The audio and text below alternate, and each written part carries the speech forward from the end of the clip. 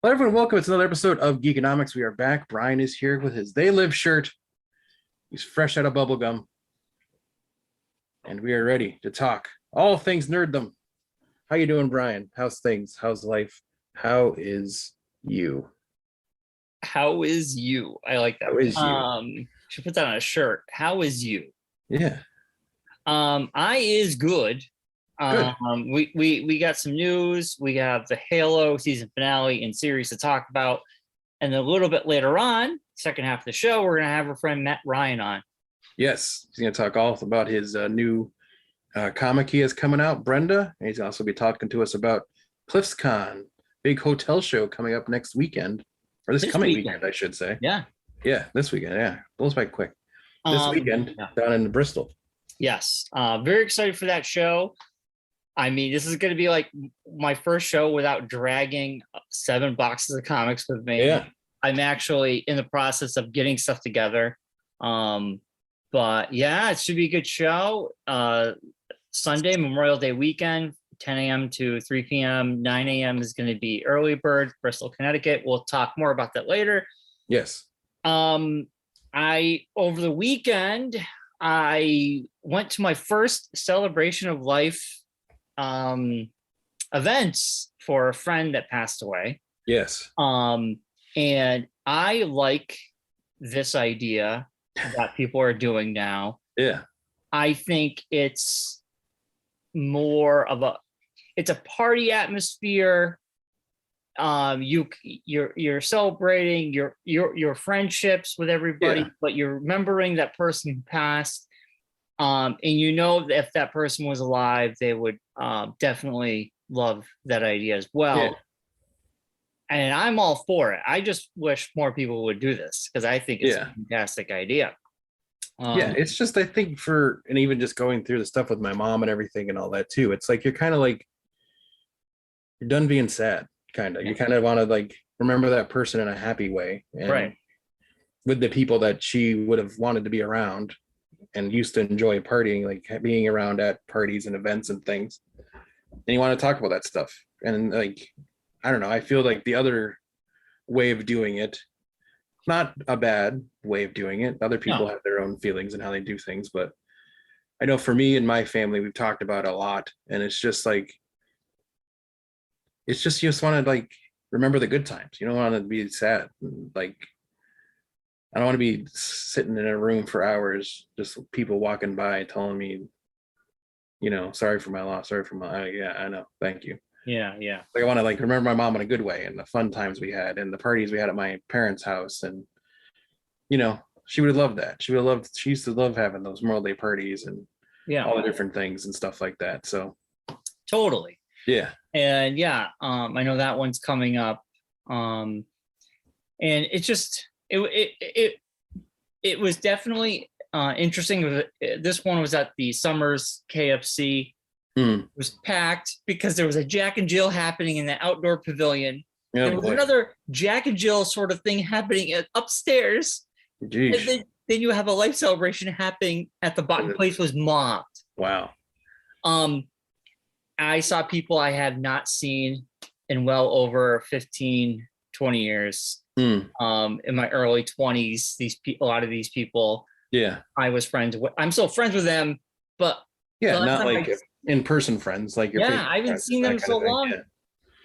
I thought I would be there for 2 hours. I was there until the entire time. I was trying to say my goodbyes. Those goodbyes lasted 20 to 30 minutes per person.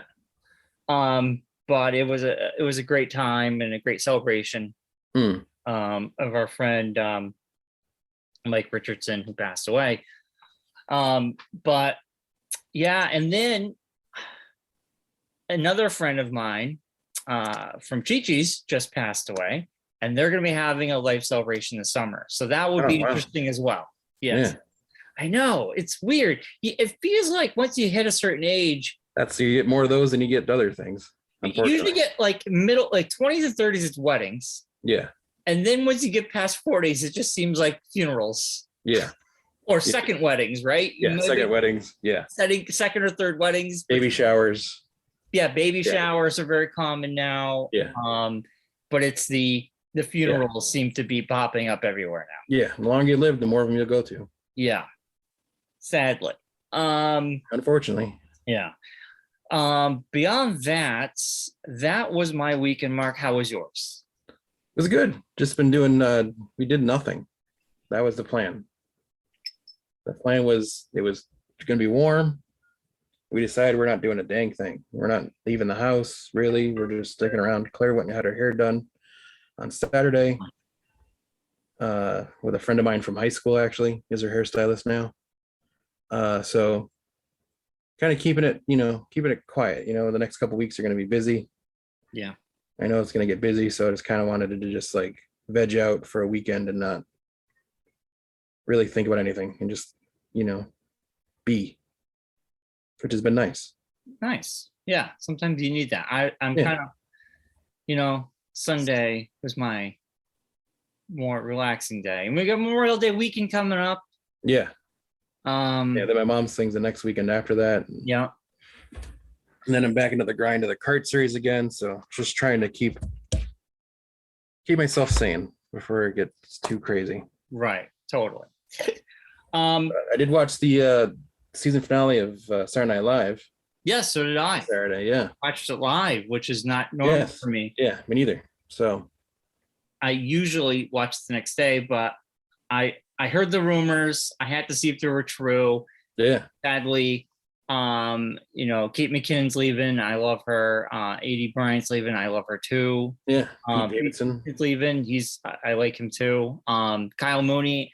I'm a Kyle Mooney fan. He's leaving. Yeah. But we knew there was people leaving. Cecily Strong wasn't sure if she was coming back last year. But it sounds like as of right now, she's not leaving. She's like the Kenan Thompson of the female side of the show. Well, she wants to leave, but she decided to stay. I think some people are staying because the 50th is coming up soon. Yeah, 2 to 3 years we have the 50th. So, but it was a good episode all around. They just released a digital Pete Davidson rap that was cut for air. Yeah, with Lauren Michaels. Was sad he was leaving, so he wrote a rap, and then Pete Davidson said, "Well, I will do this rap for Lauren. Whatever he wrote, I will sing it." And it was pretty funny. It's on YouTube right now. That's cool. Yeah, it was pretty good. Yeah. I mean, I hate this time of year because all my shows are kind of ending. Yeah. My Law and Orders, my SNL, Halo, all your shows. My Bob's Burgers, my Family Guy. We have Shorzy coming. So speaking of Shorzy, I this past weekend I was talking to someone who actually watched the first episode because they used the VPN to watch the Canadian. Devils. I've been thinking about it, but I was figured I'd wait. But it's coming out. Yeah, a week. It's coming out this week. This week, yeah, this Friday. So right. So they said Friday from Hell, as I'm calling it. They said it's awesome. They said the first episode was, and it's pure hockey, and a lot of these people are not even actors; they're hockey players, which I knew. Yeah. And the person they put a lot of clips. I've seen a lot of clips. I watched one, and I was like, I'm done. I want to. Locker room clip is hilarious. Then there's a clip with him being interviewed, talking to a reporter, which is hilarious. Who was his girlfriend in the last couple seasons, I think, of Letterkenny. I don't think there's any recurring people or actors. No, it's not. She's not playing the same character though. But I think it's the girl from Quebec who he was dating.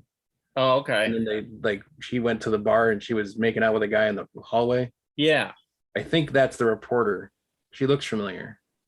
I could be wrong, but I think it's the same. I'll have to see. I know in some of the promo stuff, because they did like a bro dude ad thing for the show, Yeah. and it's the girl who was the other Quebec girl that his friend was dating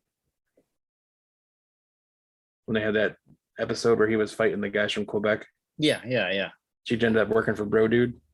Oh yeah, Bro model, Dude. Yeah. The model girl. Yep. So she Instagram girlfriend. So I think there's gonna be like there'll be actors from Letterkenny but playing different parts in this, I think, spread throughout randomly. Well, if I had to make my guess, I feel like because there's only three, I think they've already mentioned there's only three hockey teams in that area. Yeah. I feel like we have to get Riley and Jonesy. Yeah, Riley and Jonesy got to pop up somewhere. Yes, with their team up against Shorzy's team. Well, I guess it's the way that the one I saw had the guy from Sports Center. Yeah. Who actually was on Fox Sports 1 back in the day when they tried to pull those two guys over to America, and it went terribly because they didn't let them do what they do in Canada. But he was on there, and it was another hockey player. I can't remember who it was. And they were talking about how the league that they're in is like a 4-team league that only they only play in this one town. Yeah. It's 4 teams, and that's the whole league. Yeah. It was it's very funny. So yeah. it's on there somewhere. So I feel like they have to show up. Yeah. I'm technically right now I'm in season 9, which was the season that was filmed in COVID times. I watched the sleepover episode. So each of them they were in their own little area. It was a really funny episode. And at the end, everybody has a crush on Bonnie McMurray, of course. Of course, Bonnie McMurray. But such a great episode. But such a great show. Well, yeah. I mean, I love it. Like I'm tempted. I keep toying with the idea of just rewatching it from the beginning all over again. But I think the show, now you've seen them in order, the show works just watching your favorite episodes. I don't even the very thin through line that may or might not happen sometimes. Yeah. There's such standalone episodes. You could just be like, I'll watch this one. I'm definitely going to watch the Christmas one, Christmas time. That's now on my Christmas list of shows I got to watch. Oh yeah. Yeah, for sure. So it's a good one. Halloween one's not bad either, just because you get Bonnie McMurray in multiple outfits. Yes. But she's not wearing those. She's actually going to do something. Yes, she is. Yeah. I do have 2 things of news, and then we'll get into Halo. Okay. So, Rick and Morty, the animated series, has been ordered by HBO Max. Is it an animated series? It's going to be anime. Oh, okay. Doing you said animated the first time. So that's an anime version of Rick and Morty, which should be very interesting. I will definitely check that out. And then Frank Miller is coming back to go back to some old properties. Ronin, which is a fantastic series. If you haven't read Ronin, you got to go read that. And then he's coming back to do some more Sin City. And Frank Miller has gone off and done. Well, he did Master Race, Dark Batman. Master Race, Dark Knight 3, which was really good. I think when he revisits his old properties, I think he shines. He has created a lot of newer stuff that hasn't hit. So I like to see what he does with this. Yeah. It should be interesting. And I think that's all I really have for news, to be honest with you. Do you have anything of news? Oh, not really. I did read the Free Comic Book Day Bunny Mask issue. Oh yeah, which is very interesting. In the book. So I mean, I love the graphic novel. So they started a series 2 of that. Yes. They picked up episode 1. So it's a whole new storyline because it's the origin story of that first 8 issues or whatever. So I don't know if it's up your alley or not. It's a little supernatural. I don't mind supernatural stuff. Well, what'd you think? I mean, the book was good. It was like the Free Comic Book Day. I don't know if you got it. I did. it goes like it tells like a different interpretation of the story. It's like they have like two stories in there. Yeah. It's you like that was like just wandering through walking through the shot, you know. Yeah. It was yeah, like you said, it's like the neighbors kind of peeping through the bedroom or whatever. Yeah. Yeah. So it was interesting. It reminded me a lot of like Donnie Darko-ish Yes. kind of stuff. These people are kidnapped. These people are kidnapped by this crazy guy. Yes. And live in a cave. He puts them in a cave, right? I'm like talking to a cat in butthole. That's what I'm doing right now. That's what you do. Oh, can you hear me? Echo. Does it have an echo in there? And this supernatural being is in there, and antics ensue. Yeah. It's a hard to explain comic without cracking it open, right? I mean, yeah. But I did enjoy it. Yeah. So besides that, that's about it for me. There's not much else going on. Pretty quiet in the old Western Front. Yeah. Well, I did watch Halo. Yes. Okay. I have my notes for Halo. I will preface this saying, for me, it was the best episode of the series. Oh, I agree. I agree with you. So and I understand why they're doing things. I know in the chat you guys have talked about certain things, but I saved it because I don't want to get into a thing with John, so I don't say anything in the chat. Well, John's not even watching it, so I know, but he still just goes off on his John tangents, and I don't want to hear about it, so I just don't say anything. So, I'm gonna season 1 of Halo. This is my experience. I watched 1, I watched 2, I stopped in the middle of 3. I watched just the review. I just turned on the recaps. I read the recaps from the rest on. This one, I physically fired up Paramount Plus, which I haven't fired up in a month. Yeah. And I watched it. And I felt like I wasn't lost. I felt like I knew exactly what was going on. You don't have to. You could have just watched the first episode and this episode. You would have been fine. Yes. Yeah, I kind of agree. The first two. First two at the very most. Yeah. And I see what they're setting up. It was the best episode that I've seen. It was the most like the video game. Of all the episodes. The moment Silver Team drops down. Yeah. Onto that planet. Yeah. And they're like, oh, you're this. All of a sudden there's all these zealots coming, and you guys have to fend them off until you can get to the next port. I'm like, so this is just a wave. This is just like a wave of zealots coming. And my favorite is they're coming in waves. There's hundreds of them, and it just looked like maybe 50, and they all get blown away, and then you never see them again. What happened to the rest? Well, there's more coming. They showed the bunch of them coming up the hill. Well, but it was very, very video game-esque. It was like the one part of the thing where like, well, we got to give them some kind of video game look to it. So here you go. They did the first person view. They did some weird fisheye, which I don't know. The lens on the inside the helmet. Like they kind of were showing how like you get like that. Yeah, I don't know. It looked a little weird at times. It was forced. It was like they were forcing the look like, oh, we have to get really realistic about it. Like you would be looking at a curved helmet, you would see the fisheye look. I'm like, okay. The CG was a little weak at times. I mean, I overlook it because I thought it was cool, but it was a little wonky. Yeah. At times, right? I mean, am I the only one thinking that? No, I mean they did all the tropes. Yeah. I don't know. It was just there's some parts that the thing that they didn't pay off anything with the Quan story that they've been forcing down our throat for a whole season. We got no thank God. No reason for it. They're really like the end of the season. Like if this was the end of the show.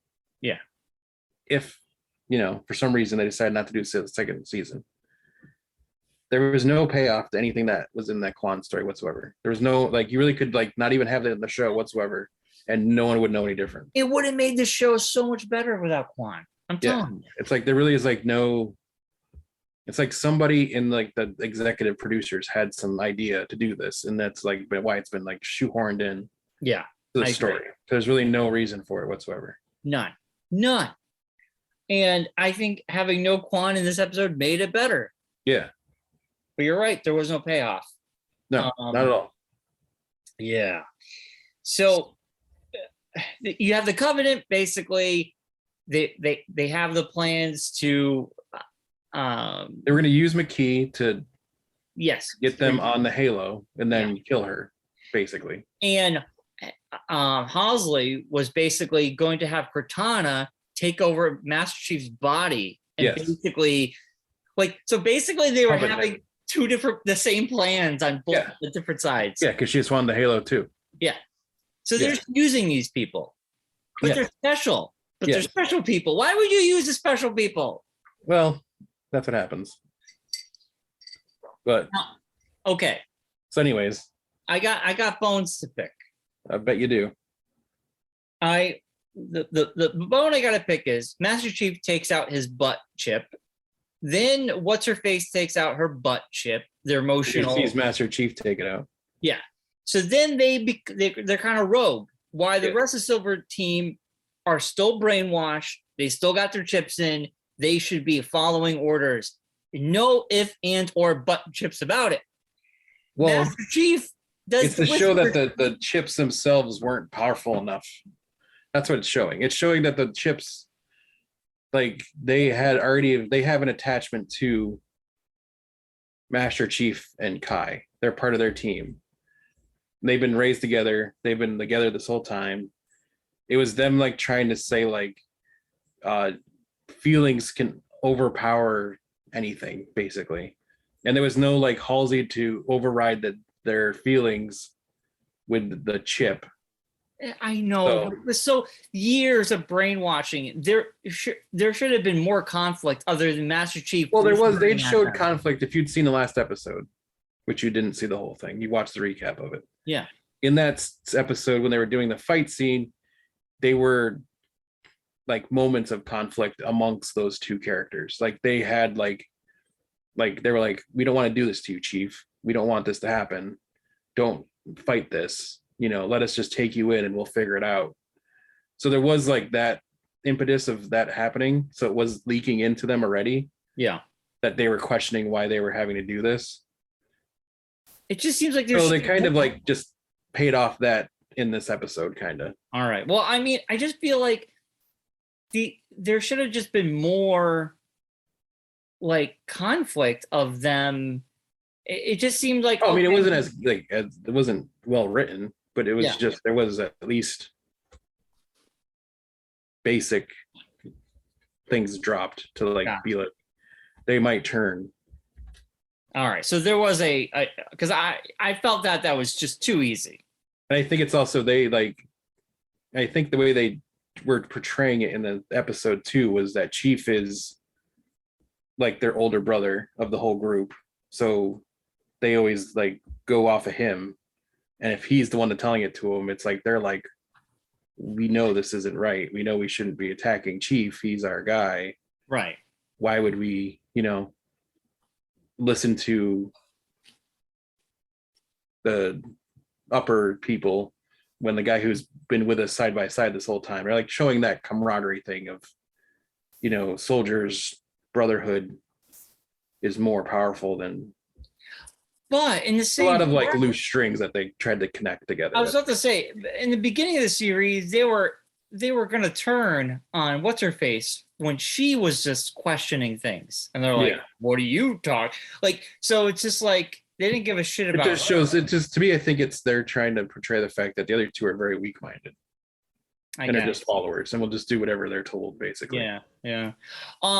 What do you think about I didn't see this coming. I don't know if you did, but Halsey has a clone of herself. I saw that coming because she said the whole thing about how she replaced all the kids with clones, and Cortana was a clone of her, kind of. I knew that. So it was like, I think they were like, that was kind of obvious that she was gonna clone herself, and then drop the clone as like the background, because the guy is going to be alive too. I think the people that were on that ship were the clones that were. It's such. I don't think she's been around for a couple of weeks now. I think it was the clones doing the whole thing. I know, it's such an easy out, though. I don't know. Well, it's just a way to keep the big bad floating around. You don't want to like let go your big villain in the first season. I mean, I know. They're gonna do the thing where they go back and they're gonna go after Halsey and. Well, in the video game, and John did say this, and it's true. Where Master Chief is the brawn and Cortana's the brains. In this, he was an okay fighter, just like everyone else. But then he was the best of them all. Yeah. Comparatively. If he was the best, though, this is the part that bothers me. He went back to get the artifact. The two guys floating in their chairs are right there. He could have just killed them. Well, because he was when he was heading that way, he was going for McKee, not the artifact. Yeah, but remember he takes the artifact and he puts it on his shoulder. But that wasn't him though. That was Cortana. Well, Cortana had taken him over at that point, and her mission was just to get the artifact and get out of there. They could have taken him out, like boom, boom. Because I think her thing was more of just to get the artifact and get out, not worry about anything else. And they'd floated away by that point. They had raised up. No, they were right there. No, they raised up. There was a whole scene where they show him raise up into the air. I think that happened after, though. I swear to God, it shows him happen. Who knows? After. You gotta keep the villains. You can't just kill the villains off in the first season. Why does Master Chief I understand this whole he's trusting her, but I'm gonna kill myself, and then we're gonna resurrect me like Jesus, and then you're gonna possess me. I think it was just the whole thing of she knew he couldn't do it by himself. That he needed to they need to come to the point where they can symbiote, like some symbiosis or symbiosis kind of thing, where they're like one entity. But he can't do that at that moment. He needed to have her just take over and run the show and be like the unstoppable killing machine. And then they'll go back and they'll figure out how to get John back in the consciousness with her. And they're like a shared consciousness as opposed to like him holding her back from taking things over. I don't know. It was weird. I don't know how I didn't really like it. It's also the easy trope of being like, hey, here's how we can get away with just having him be a faceless, speechless automaton. He should have been a badass to begin with. He didn't need to have Cortana could have been like, oh, you have people on your left. You have people on your left. Just being like, I think they just didn't they wanted to figure out a way to not. They're like trying so hard to use the premise of the basic premise of the video game, and they're trying so hard to not do the same things as the video game that they're like messing themselves up as they go along. It's like, oh well, the video game did this, so we can't do that. So we need to do it this way. Like, oh, the video game, she was just implanted into his helmet. You know what? We'll go a step ahead of that, and we'll implant her into his head. Yeah. He never takes his suit off in the video game. Well, we'll make him walk around in this no suit for multiple episodes. Naked even. Yeah, it's like I think they're just trying to like divert away from, because like the guy that wrote it said, and it's been in multiple stories, he's never played the video game. He just saw the video picture and knows what the character is. Yeah. And read the background of the character, and that's it. He's never actually like delved into the story. So I think they're like trying to like divert away from the story as much as humanly possible, so that way they can say it's their own thing and not something that they ripped off from somebody else and are using to make their own. Yeah, I don't know. I mean, I'm not gonna bother with season 2. I mean, Paramount Plus, my subscription will probably run out before season 2 even comes out. Oh yeah, it's not gonna be out it won't be out until next year sometime. Yeah, I got a year's worth. I think next March will be done, and I probably am not going to get it again. Yeah, I do the monthly thing, so I can drop it and restart it again when I feel like watching something on it. Yeah, I mean, I thought I would have more. I mean, the South Park movies. That's why I got a South Park movie drops June 1st. So that's basically why I got it, because I figured $50 for the year. Sure, I'll do it. It's cheaper than paying monthly. Wrapping up Halo, because our guest is appearing. So all right, wrap up Halo. I give the series a 5 out of 10. I give that episode a 7 out of 10. I'll give this series, I'll give it a 6 out of 10. I'll give that episode, on the curve of the series itself, I'll give it an 8 out of 10. Not in like a grand scheme of things, but on the level of that show, it was probably the best of all the episodes. Right. I do agree. It was better. But coming in now, Ooh. coming in hot. Here he is, everybody. He's sideways. Sideways. Matt Ryan. Woo! You're sideways, Matt Ryan. Turn your phone. It was right before. Oh, there you go. There you are. So it's being recorded right now? It is. We're recording.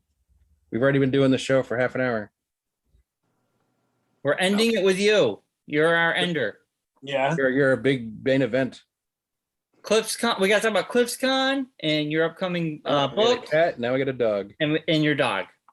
Who's that? Hey, What's his name? Or her? This is Bubba. This is Lilo. She's my little Bubba. Hey, Bubba. Hey.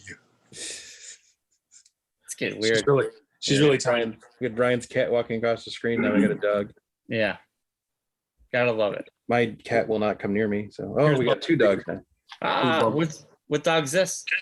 This is Bumblebee. It's Bumblebee. Yep, that's Bumblebee. Bumblebee goes to work with me. the Ewoks. Yeah, they look like Ewoks. Yeah. They are. They're smart. They're little. They're funny. Oh, so we got to talk about the ClipsCon and Ben from the Empire. It's good things. They're very helpful. Yeah.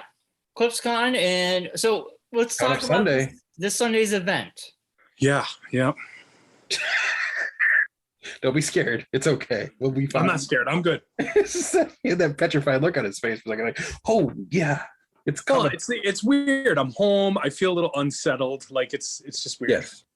We'll make this painless. Don't worry. So, I'm scared. We'll take it slow. Don't worry. We'll be I gentle. hung out with Wally yesterday for a little bit. Yeah. Wally of iRobot fame. Well, tell us after. I know it's not Let's get- iRobot, but I like calling it that. It's that way it annoys me. iRobot. So Matt Ryan, this Sunday at ClipsCon in Bristol, Connecticut, from 9 a.m. to 3 p.m. Yes. You'll be there. Now, what will you be doing, and what will you be offering the fine folks of Connecticut? I'll be there promoting my upcoming. Oh, yeah, it's right. I don't know. I'm not going to have them here yet. I have a story to tell about that. Like Yes. There was a publishing issue. So. In other words, I'll say it. My sister didn't do her job correctly, so we had to wait on the book to come out. This is not cool. So Mark, you first. You're out of line. So I'm going to tell you that right now. Really? I can't believe you threw your sister under the bus just like that. Way Why out. not? Why wouldn't I? She never saw this page. I know. I'm And just joking. it I've snuck joked with her through. about it already. And I could not have one of the people who helped me put the book together. I could not have a typo on their name. No, There's no you way. couldn't. No. So I Although I've spelled Brian's name incorrectly for years now, so don't feel yeah. that. So I sent it back, and Easy. it's like so I can tell you that the book looks absolutely fantastic. That. Look at that. It feels really good. Smells fresh. Yeah. So what you're telling us is we will not be able to purchase this Sunday. No, but I'll be promoting it. So there are people that are actually already reading it. On the on the Free Lunch Studios Patreon page, there are people who are actually reading it week by week, one page at a time. So every Wednesday we have new content coming out, and there's exciting new stuff that will not be in the book that will be part of the web delivery. You'll be able to use my characters in D&D situations. And I'm thinking about actually doing mini maps so you can actually play scenarios from the series anywhere you want. Nice. So it'll be a little bit of King of Monster Mountain, a little bit of Brenda, a little bit of D&D in a very portable setup. And it'll complement the scale and size. So this is the Brenda. This is the first official like cardstock cover, glossy pages, full color Tim Gaffey colors, like Yes. really good looking stuff. Former famous intern of Free Lunch Studios. Yep, Nikki Warko did a great job. I'm actually thinking about having her come up with like different logos for each book, Wow. which I think would be very fun. Yeah, it is fantastic. She did a great job, and she was super dedicated to it, which I like. Well, let's reel this back in before we get too deep into this. Well, you can show that first, but Well, here's the scale, right? Yes. So which sad news, going back to news, this week it was officially announced Marvel has officially lost Conan. why are we publishing talking? rights? So I don't. Why don't derail, Matt? no, I'm just saying because he showed the Conan book. So I'm just saying it's a sad, I know. week Let's for Conan fans. we can talk. I'm gonna hang up in about 5 minutes. Yeah. You're killing me, man. Let Matt Ryan finish what he's trying to tell us. I didn't do this to you, Mark, with that Star Wars weirdness that we had to endure. I was sad too. This sucks. But So, what I was saying was Brenda. Go back to Brenda. So yeah, the scale, you'll see it's different. It's made for smaller hands, but Yeah. it doesn't mean it's not for everybody, right? All ages, as I've So been no business on the front. All the business is on the back. There's hidden Conan humor. In the whole book, you see even the cover here. Excuse me. The cover is a tribute to the Frazetta Rogues in the House painting. So there's a lot of hidden fun Conan stuff. But I'm also world building. I'm building my own content. And for those who don't know, where does Brenda come from? So publishing wise or worldwide, like her own worldwide. Where did Brenda originate? Would be the first question I have. So the first Brenda stories I did were back it was a 24-hour comic challenge. I did 3 Brenda stories that nobody has seen. One was about her complaining about her father's cooking. One was a babysitting adventure. And then there was one about trying to get her father to take her out to the pit fights, which is her favorite thing. And those 3 short adventures, like if you ever come to Free Lunch headquarters, you'll see, I've got a couple of posters up of that first cover where she's dancing around her father in a big bed of flowers. That was first. And that was before I even became the house artist for CES. So that's way back. Yeah. So that was back when I had the large studio in Granby. Mm-hmm. And it was just something I need to get done. And I remember when I was transitioning from my own space to becoming the house guy for CES, that's when I came out with Food Fight 1. And she was in the first story and in the first issue of Food Fight #1, which there are none of those left in existence. So that only exists on the digital platform. So that's where she came from. She's inspired to me. She was inspired by my kids, my 2 daughters. She's also a big influence of the Conan storytelling. A little bit of Looney Tunes, old school. So, some people, I don't want to say they'll be offended by the slapstick humor, but they might be.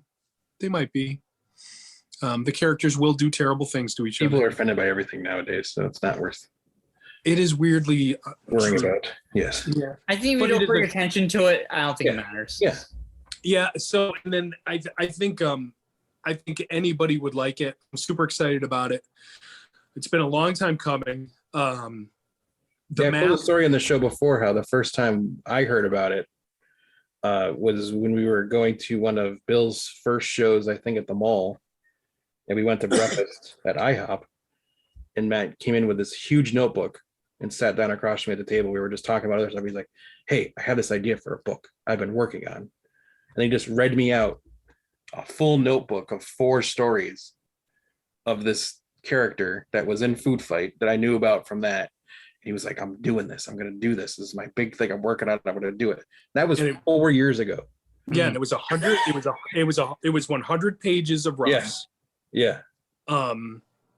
And now I have over 200 completed pages done, and I have 7 of these graphic novels ready to go. So the plan is to do 2 a year, to have a balance of free content to go out on the web, And then people, if they want to subscribe and read a page a week, they can certainly do that. And they'll end up saving money if they want to, if they end up paying like $12, a year, they'll end up getting 2 of these graphic novels, plus free content.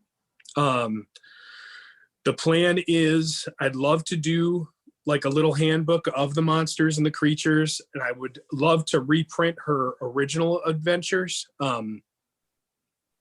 But right now it's scanning and coloring the second series, the second story. So like the Cursed Sword, there's nothing. I think only 15 pages have been scanned. So I'm doing that. And I colored the cover for that the other day. So it's a lot. It's a big thing. It's a big monster that exists, and I'm super excited about it. And it's gone through its share of weirdness. So like Mark, you say 4 years ago, you counting COVID? Because that stinks. Yeah. Like, well, nothing. it was technically 4 calendar years ago that we talked about this. Oh, trust me. Yeah. And I had to write it, pencil it, ink it, and letter it. Like I said, when I saw it was you just in a notebook. You had like really rough drawings of different things. You showed me the pelican. I think you showed me the pelican guy from one story, and like little tidbits you showed me here and there of stuff. No, I remember. When we sat down, we were at that breakfast. I showed you everything. Yeah. It was the whole full 100 pages. Yeah. That I said to you that day. I'm like, I don't want to see it again until it's completed. Yep, and I was, Which I've held to it too. I've held to it. He's tried multiple times to be like, "Oh, I want to." I'm like, "No, I don't want to see it. I don't want to know." And it's funny. I carried around those 100 pages every show we've been to. Yeah, for a long time, and I just realized like a month ago, like a month ago, I don't need to carry them around. No, like I don't know why. It was like because it wasn't weird just obsession. It wasn't just the 100 pages, but it was also the character designs. Everything. And there were some maps in there.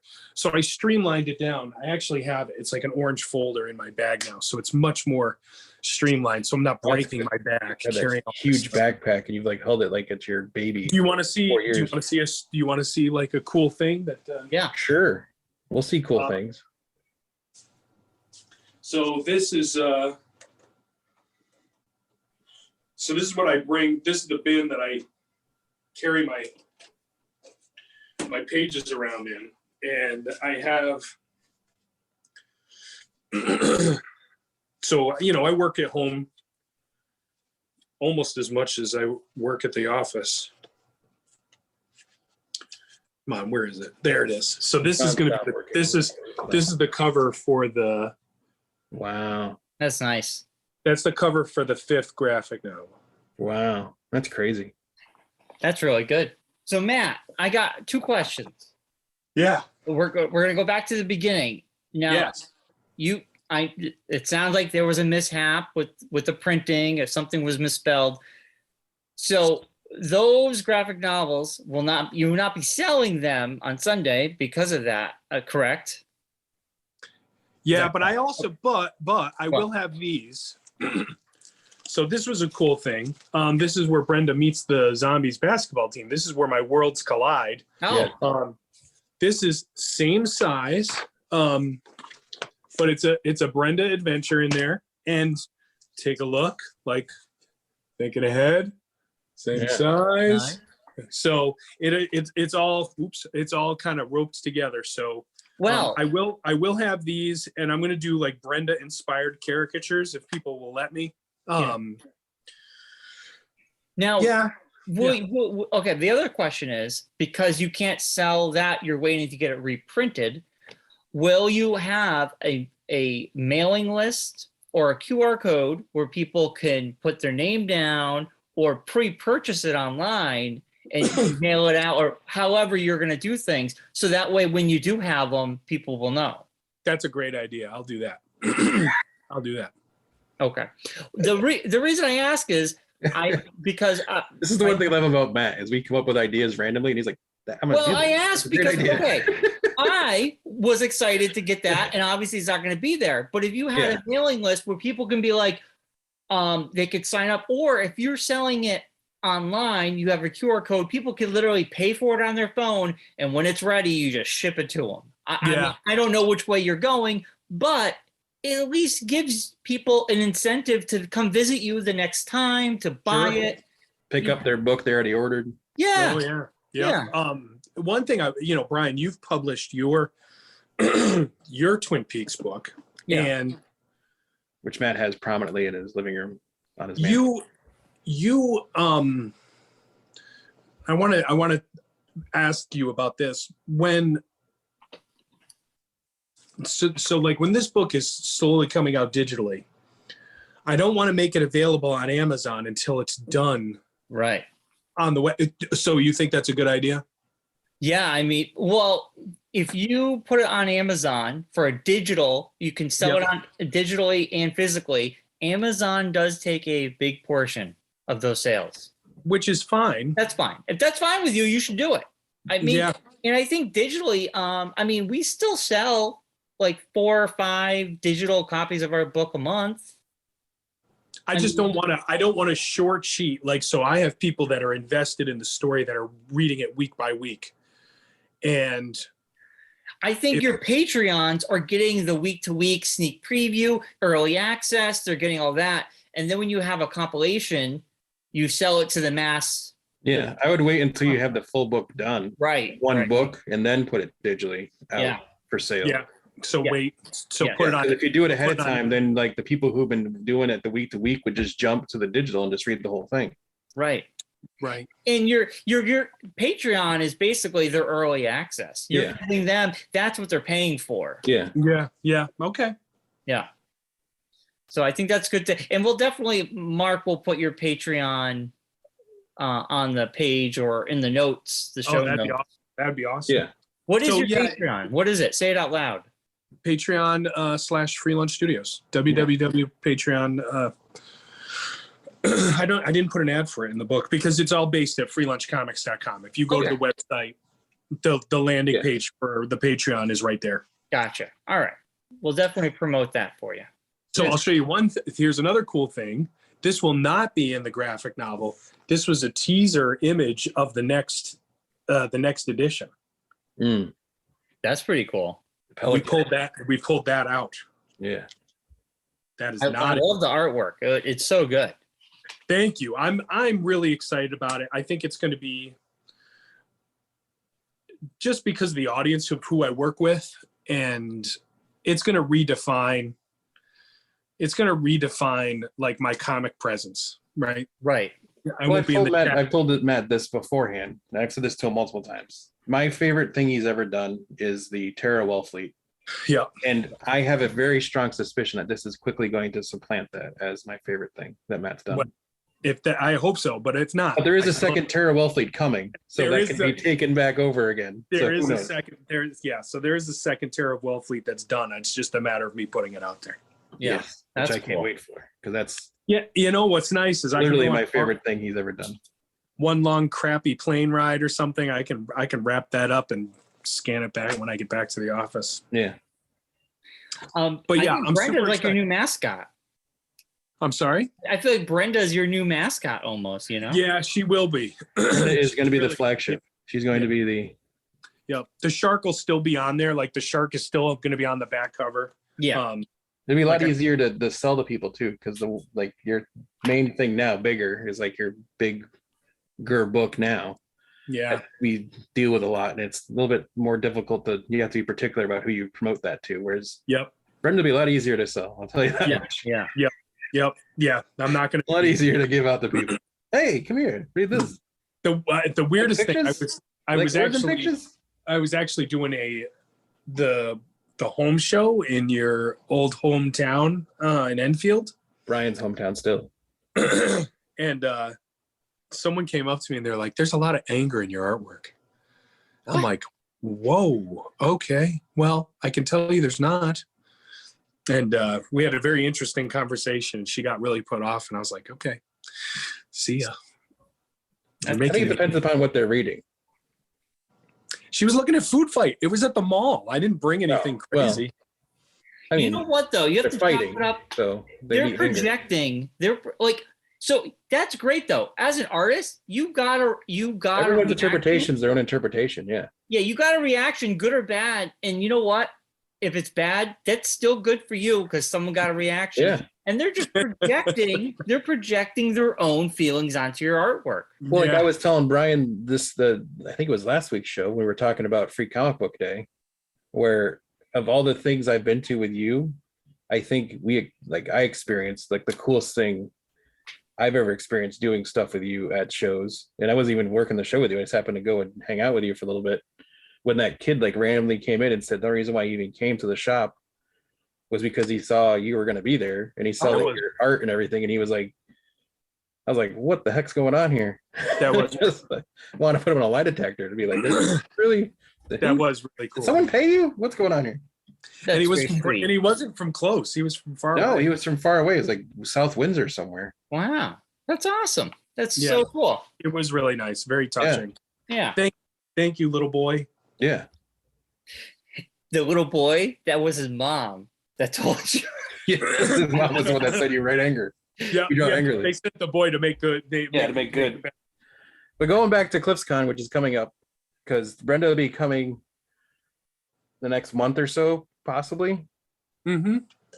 At maybe a show down the road, maybe. We'll talk about that later on. Well, we have Scott's show in June, and then we have the other Andrew show in July. There's another show. Cool. I'll be bringing it all over the place. Yeah, it'll be everywhere. We'll find it. You won't be able to get away from it. So yesterday I was working at the Windsor Locks Library, and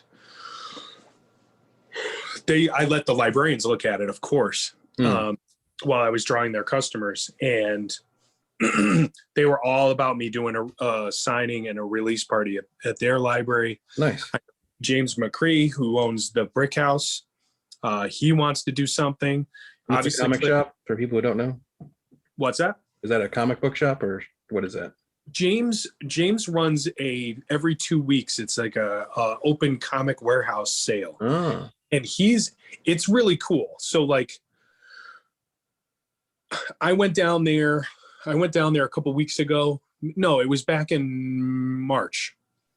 We went down there to check it out. I went with Wally, and he hired me on the spot to do a logo for him. And oh yeah, I remember. He's the guy that has a booth at Plainville as well. Yes, he does. You know him, Brian. You've met him before. He does. Yeah, he does Scott's show too. Yeah. So he basically has this warehouse, and he's got tons of long boxes, and he's got toys and video games and like the CGC graded stuff. Yeah.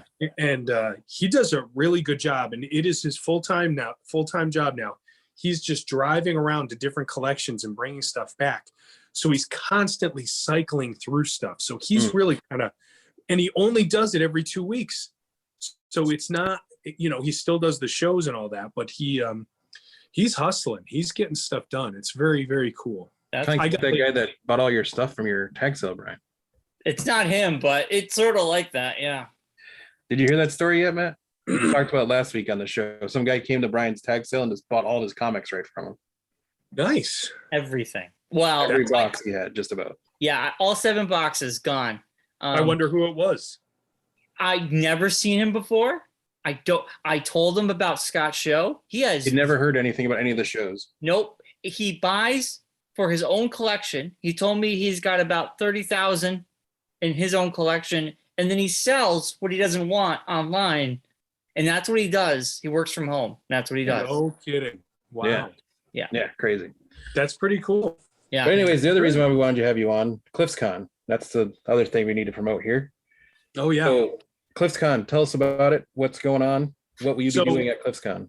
So every year, Cliff celebrates, or he honors his show by doing a really massive edition of the show itself, and it's double the size. There's more vendors, much nicer venue, and that's not to say that the other venue is bad. The other show is great. You pay $1 and you get to see these different vendors. You could do a lot of damage in there. Yeah, it's it's in a VFW, so everyone knows how the size of that is. But. Yep. But this is at the DoubleTree by Hilton in Bristol, over by ESPN. It costs a little more to get in, but you're getting access to a lot more vendors. You're getting access to a lot more cool stuff. I know Mitch from the Terrificon, he's going to be selling tickets. I think they're giving some away. They're going to bring back the door prizes again. I know that it's going to be very Pokemon and toy heavy. Yeah. Which is kind of exciting because Mark and I did the toy show in Manchester, and that was, well, Brian, that was nuts. It was nuts. I've never been to a show like that. That was great. Yeah. So I think you'll see a diversified line of product at that show. Mhm. I will be, like I said, I'll be drawing caricatures for the kids who show up. And I'll be doing commissions and stuff. I think it'll be a good time. I know Spider-Man and Spider-Gwen are going to be there for photo ops. Nice. Like kind of thing. I'm trying to think of what else is going to be going on there. What is it? 42 Century Boulevard or something like that. That's the address. Yeah, Brian's got the flyer and everything. So Yeah. Yep. It's a nice place. I know that they do in-house food, so don't if you go to Cliff's show, like Cliff and his goons are usually cooking some really tasty food. He's not going to be running a kitchen there, so they have their own in-house menu. There's a bar there and everything. Mhm. Yep. But you know, good food. We've had food from there before. Yeah, we had food there. it is good, but you could strategize and get something good, if not better. Yeah, there's plenty of stuff around there too. There's a couple places totally, and stuff in the area, so you got plenty of options. Yeah, so I'm excited. I'm super excited about it. It's always a good time. You always find interesting stuff that you wouldn't usually find at other shows too, which is always fun. What's wild is I usually miss like every other year of this show, so I'm happy to be able to go. Yes, I know. Yeah.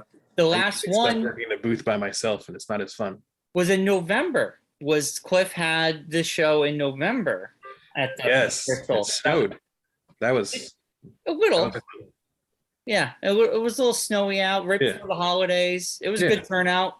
I remember I drew a decent amount of people at that one. Yeah. Yeah. So we picked up those cool digests, Mark. Yes, I was not gonna mention it because I don't want to want people to know that they might be there. So the Archie digests, folks, they're gonna be huge. You gotta find them. Archie only. Archie digest. The funny thing is, when I was a kid, I had a stack of those things. I loved them. Yeah. That's why. Yeah. Kind of why I made the Brenda a little bit smaller. I like that size. More digestible. Oh, Brenda Digestibles. That's the new name for it. There you go. That sounds terrible. It sounds like an edible. Sounds like a digestible Flintstone vitamin, but they're Brenda Digestibles. Look at these colors, man. Knockoff version. Everyone's a caveman. A caveman. All right. Well, we shall wrap up this show. Yes. Thank you for being on today's show with us, Matt. Give everybody your information before we head out. Webpage, social media, all that. So if you want to follow anything that I'm doing, Free Lunch Studios is really the way to do it. So Free Lunch Studios on Instagram, freelunchstudios.com, Free Lunch Studios on YouTube, even though I haven't had a chance to do anything video lately. Or freelunchcomics.com works just as well. Yeah, I'll be around. It's different local shows. Terrificon is a guarantee. I'm definitely going to be there. But yeah, that's kind of it. If you ever want to visit the office, it's in the penthouse suite of Two Park Place in the booming metropolis of Granby, Connecticut. I haven't said that in a while. Call ahead first. Make sure that you're there. Yes, but always call ahead first because, yes, I may not be there. Yes. Yeah. So cool side note before we go, I got a full-time job. I'm a full-time artist for Bad Elf GPS systems, geospatial company. So I'm still drawing a lot. And if you ever want to see some of the stuff that I'm doing, you can see Bad Elf on Instagram. You can see some of the fun things I'm drawing for them. Nice. Yeah. That's awesome. Keep him busy. He's a busy boy. Yeah, super busy. And I'm still working for the wrestling people. I'm actually inking a wrestler right now that I have to turn in on Thursday. That's why I'm home alone. Yeah. He's drawing a logo for the kart series. Yeah, I could put some serious hours on that yesterday. It looks good. It looks good. Excited what else am I turns out? Yeah, me too. I've started, Brian, I'm not gonna lie, I've drawn more pictures of these carts and I've hated all of them, but this is the actual one. Stop. It's not stop. I feel so good about it. I get texts like every other day. I was almost done and I decided not to give it to you. I'm like, oh, great. You're in good hands. No rush. He knows what's good and bad. We only have 5 more races, so you got time. You'll have it by the end of the last one. Yeah, the last race you can premiere the company is only waiting to start making the shirts, so we're not in any hurry or anything. It's tough anytime, and this is tough when people say, "Hey, just make a thing and do whatever you want with it." That is a scary field of space, and it makes it very. It becomes a challenge for me. So it's and not knowing much about what Mark does, and it's so cool, like to be able to be at the. When I went to that show, that was a big help. It snowed that day too. It did. But that was a big help. All right. I know you were trying to sign off. It was good to see you guys. Good to see you. See you on the road. We will see you. We will see everybody next week. As always. Are you going to record a show there? No. We'll do it the day after. Oh, that's too bad. Because Brian's got his booth and I'll be with you. So we won't be next to each other. Yeah, it's we can't record while we're there. Yeah, too many things going on. Yeah, it's more fun to talk about after the fact than as it's happening. Right. Okay. All right. Yeah. Subscribe, like, and we'll be back next week. And as always, be safe, be good, be kind. Rewind. Bye, everybody. All right. Bye.